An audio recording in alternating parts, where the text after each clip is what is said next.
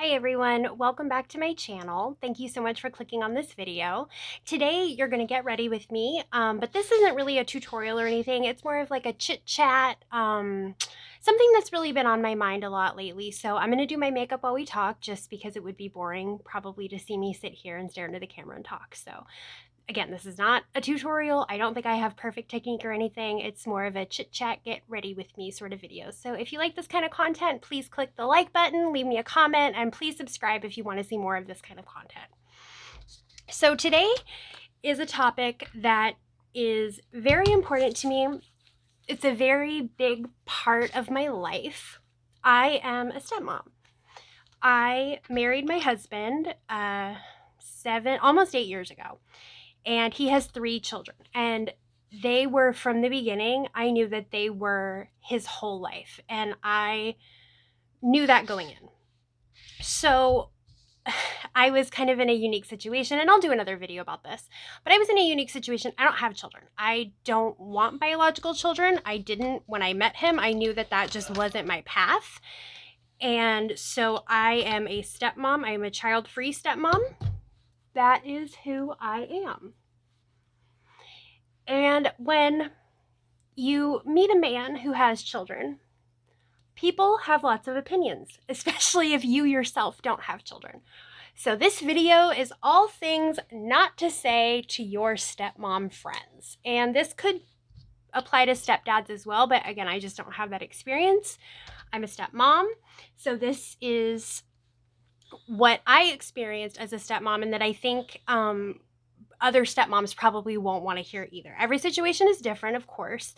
So know your audience, know who you're talking to when you do encounter someone who is entering a situation where they're going to be a stepmom. Know your audience, but also I think that a lot of these are just really universal and things that no one wants to hear. I'm going to do my contour. So the first thing I wanted to say is don't tell a stepmom your opinion like right off the bat unless she asks, right? Don't offer advice or suggestions unless you are explicitly asked, what do you think, or how does that sound to you, or something like that. That I think is it's good advice in any scenario, but especially in a scenario like this where there's so much writing on it and there's so much that you may not know that is private in the relationship, not only with the soon to be or new step parent and their partner, and also the partner and their child's mother or father or whomever it is, right? You may not have all the information, and so don't assume, don't just offer suggestions. Listen, ask questions, but don't be judgmental about it. This is not, even if it's your kid or your best friend or whomever, this isn't your life. It's theirs. They're making a decision. If they're more than likely an adult person, I would hope, and they're making the best decision for themselves. So again, know your audience, ask questions, but at the end of the day, let them make their own choice. So these are some things, and I'm not just like kind of talking out of my ass here. These are things that either people explicitly told me or was kind of implied in their conversations with me. It still happens to this day. Most of the people in my circle now know me and know my husband and my family, and so it's not as big of a deal. But when I first started dating my now husband, people would say things like, well, were you the other woman? Are you the reason that they broke up? And it's like, whoa, holy inappropriate question, Batman. No, I was not. My husband, and I'm gonna say this isn't like tea time on his ex-wife. I have a lot of respect for her. She, I think, has a lot of respect for me.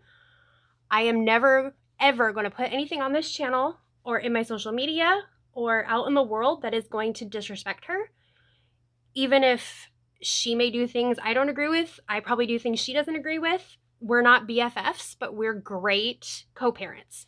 And I don't want to do anything to jeopardize that, especially not for social media. So if you're expecting like some spill the tea, bad talk the ex, this ain't that. This just ain't that.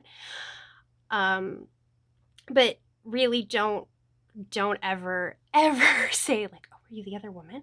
Are you the reason that they broke up? No, people break up all the time for a variety of reasons. When I personally met my husband, he had been divorced for 2 years. So kind of a non-starter there. Another question that I would get from time to time, and I mean, again, just, why is that not blending? Another question I would get from time to time was, do you think she's jealous of you? And can we just, as a society, stop with this like pitting women against each other crap? Can we just stop with that? That doesn't get anyone anywhere. It's not cute. It's not pretty. It's just not. It's not good. It doesn't look good on anybody. No, I don't believe she's jealous of me. Like I said, she had been divorced from this person for 2 years, and if she wanted him back, I'm sure that they would have worked on that. They instead chose to pursue other partners and a co-parenting relationship. She was with somebody else too. I mean, they now have a baby. She's not a baby, she's 5. But they had a baby together, they got married. It's not, this ain't Dynasty. This isn't some sitcom, like, it's just not that dramatic, guys. It's really not. So please don't bring those questions. Like I said, especially questions that tend to pit women against other women. When I was at a time in my life when I was trying to learn how to work with this other woman, right? I was trying to learn how to be in her life and not be this negative, destructive presence. So don't ask that question. Let's see, we're going to a little gathering tonight. It's very small, it's very COVID friendly, but we are going over to a friend's house tonight, and I wanted to take this opportunity to do some makeup and feel kind of pulled together. I need to find my eyebrow pencil. I do fill in my brows, even though I have very naturally fuller brows. I like to fill them in and just give them a little more dimension and extend the tail a little bit. My brows like stop. I don't know why, they've always grown like that. So I need to find my eyebrow pencil. And if I were a smart person, I would have laid all this out before I started, but that's okay. So after your friend or your family member or whomever is in a relationship with children, and especially if she or he doesn't have children of their own, like I didn't. When I met my husband, I was in my mid-20s.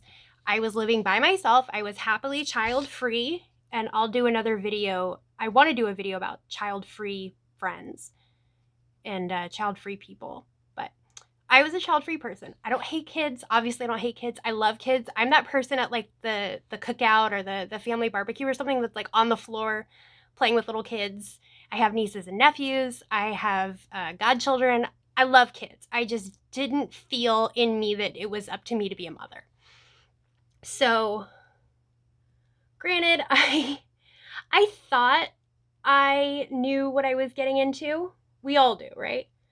But there was a time when I was like, oh my gosh, like my entire life basically at this point, because again, my husband has 50-50 custody. We have the kids 3, sometimes more days a week. This is a huge part of my life. And I was like, oh my gosh, my life is tied to this other person, their mother, as well as these 3 little kids. And people would say things like, well, you knew what you were getting into. You know, you knew you were dating a guy with kids. You knew you were engaged to a guy with kids. You knew you married a guy with kids. That's not really helpful, guys. That's not helpful. I wouldn't, if I had a friend who was a new mom and she was like, oh my gosh, I didn't realize like how tired I would be or how fill in the blank, whatever. I wouldn't say, you know what you signed up for. That's not nice. That's not helpful.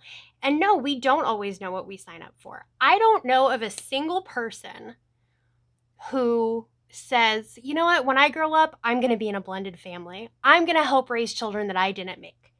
Nobody starts off on that path. You know, but there's plenty of people who say like, when I grow up, I'm going to be a mom or I'm going to be a dad or I'm going to have a baby. We don't know. You never know. So come at it with a little kindness and grace. I knew that I was marrying a man with kids, of course, and I love those kids. I loved them almost immediately, I think.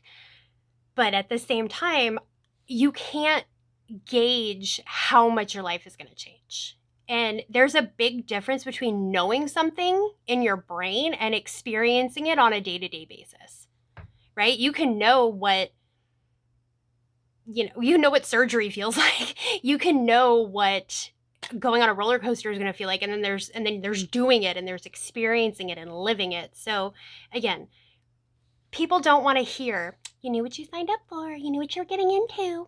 Don't be that person. Nobody likes that person. Again, not helpful, not kind, not germane to the conversation. If your step-parent friend is coming to you and saying, I'm having this challenge or that challenge, just listen. Just say, God, I hear you. That does sound like it's rough. What can I do anything? Do you need anything from me? Something. Give them something besides, you knew what you signed up for. The next thing that I wanted to say is like, maybe I hope I communicate it and it comes off in the spirit in which I intend it. So I have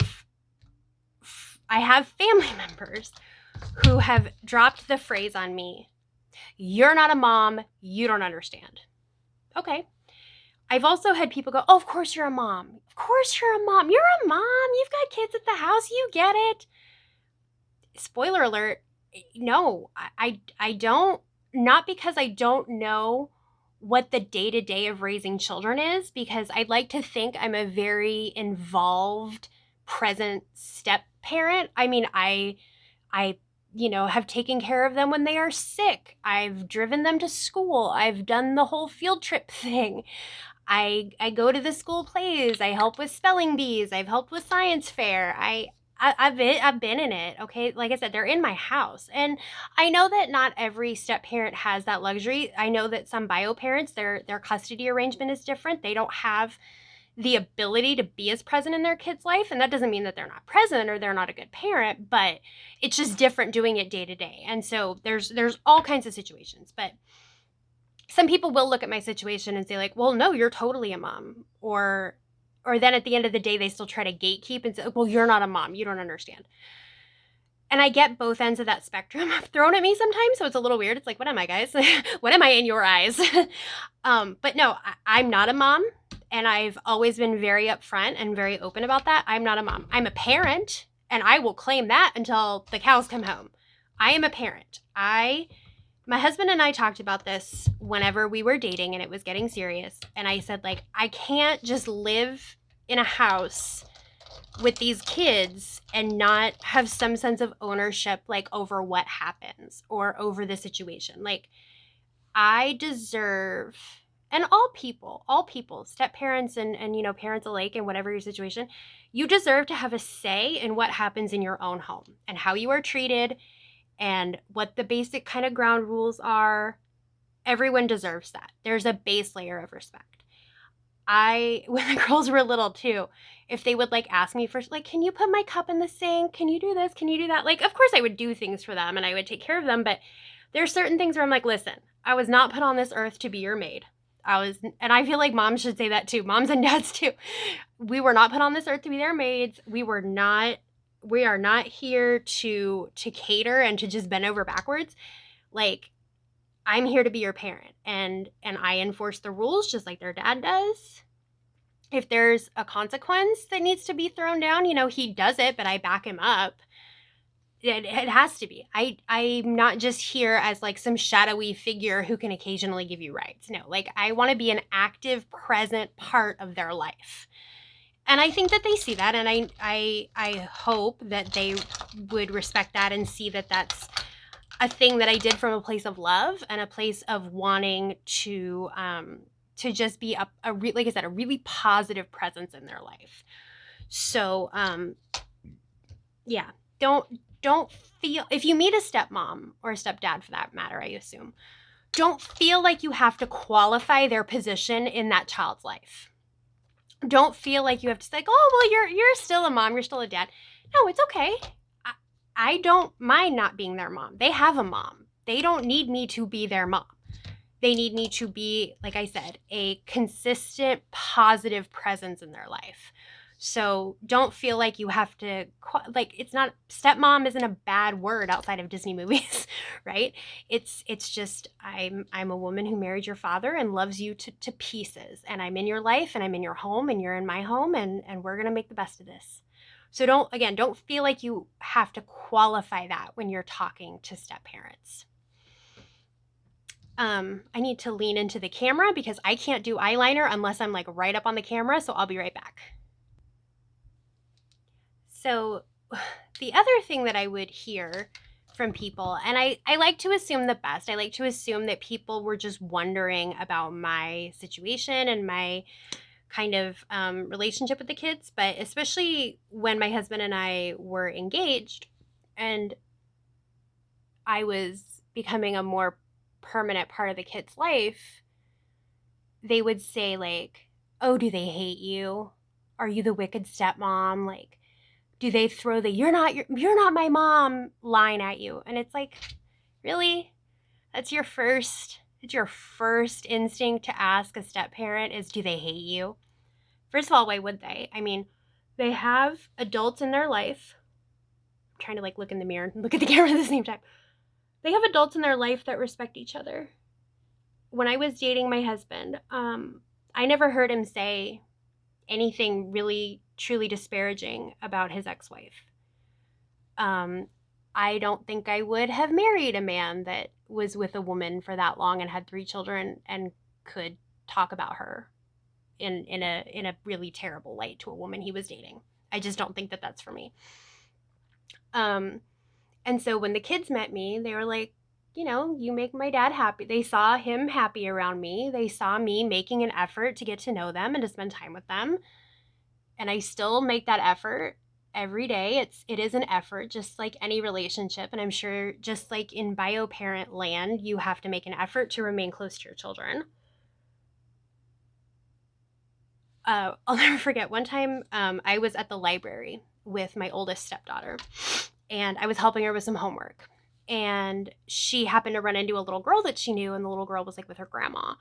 And we introduced ourselves, and she said, "Oh, you're Savannah's stepmom. You were talking to her so nice. I assumed you were like a babysitter." It's an interesting assumption there, Granny. Like, you assume that like a person paid to take care of the child is going to be nicer or talk nicer to a child than the person that married their parent. That just never sat well with me. And you know what? That's one offhand example. Maybe that one woman knew some horrible step parents. I guess if it's my role in life to try to break those stereotypes and those barriers, so be it. I will take on that mantle. But it just caught me off guard, right? It just really sort of caught me off guard that this woman would think that I wasn't nice because I was nice because I wasn't a step parent. It was just very bizarre. It was very, very strange to me. My makeup is nearly finished, and those were all of the things that I wanted to share, to say what not to say to a stepmom. So those 4 things. Please remember not to say them to your step-parent friends. Please remember to come with a spirit of kindness and understanding and asking questions. So I hope you like this video. I'm going to go finish my makeup and do my hair, get rid of my little bow. But it was great chatting with you guys. I'll talk to y'all again soon. Have a wonderful night. Bye.